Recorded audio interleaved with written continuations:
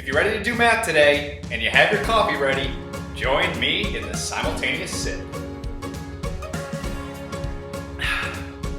The question we're working on today is evaluate the integral, and it's the integral from 0 to pi over 2 of cosine of x over the square root of 1 plus sine squared of x dx. Smash that like button and let's get started.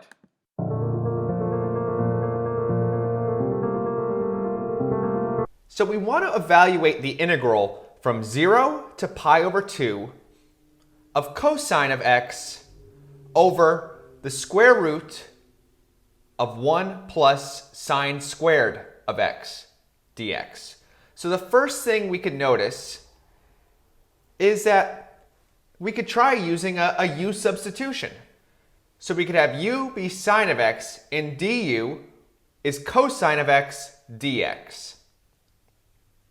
And this may not work 100% of the time, but it will help clean up our integral and see what our next step should be.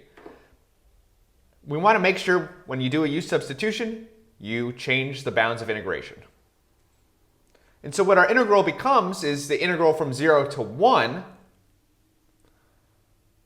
of 1 over the square root of 1 plus u squared du.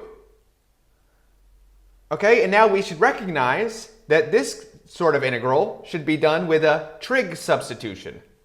So we'll let u be tangent of theta. So theta is equal to tan inverse of u. That's going to be important when we find the new bounds. Du is secant squared theta d theta. In our new bounds, theta of 1 is tan inverse of 1, which is pi over 4. And theta of 0, which is tan inverse of 0, is just 0. So our new bounds are 0 to pi over 4.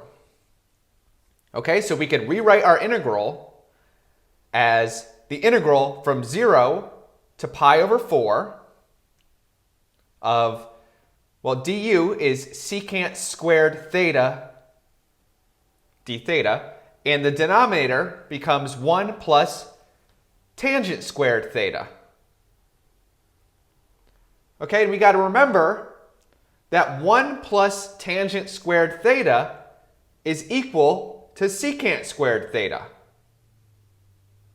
So our integral is the integral from 0 to pi over 4 of secant squared theta divided by the square root of secant squared theta d theta. Well, the square root of secant squared theta is just secant theta. So our integral is the integral from 0 to pi over 4 of secant squared theta over secant theta. That's just secant theta d theta. And we know that the integral of secant theta is the natural log of the absolute value of secant theta plus tangent theta evaluated at our endpoints.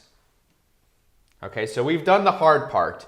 Now it's just a matter of plugging in our two endpoints and taking the difference.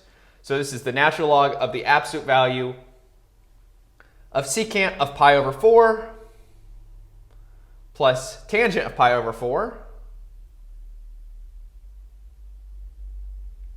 minus the natural log of the absolute value of secant of 0 plus tangent of 0.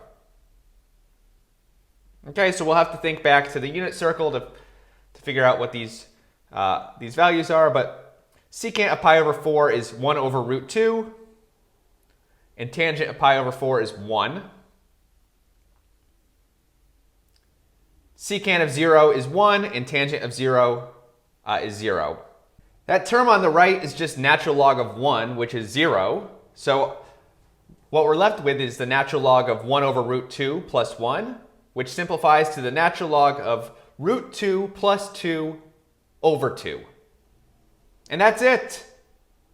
Make sure to subscribe for more Coffee and Math with Dr. Weselcouch. Don't text and drive. Bye-bye.